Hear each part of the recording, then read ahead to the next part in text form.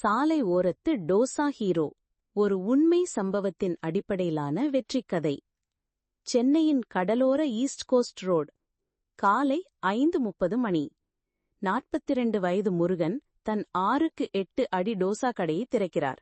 மசாலா டோசா ரூபாய் 30 என்ற கைவண்ணம் போட்ட பலகை காற்றில் ஆடுகிறது.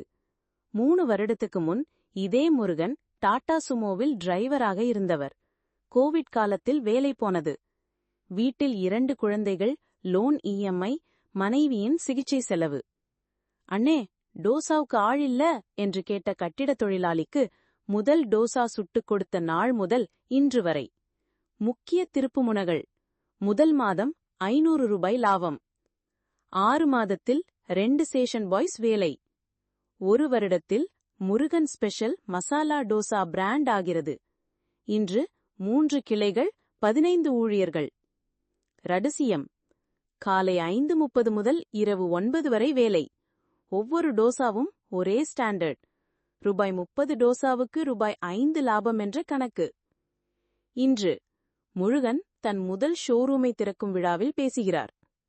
எனக்கு MBA படிச்சவங்க கூட மேனேஜ்மெண்ட் கத்துக் கொடுக்காங்க. ஆனா 2 விஷயம் மட்டும் எனக்கு மட்டுமே தெரியும்: டோசா சுடுறதும் மனுஷங்களோட பேசுறதும்.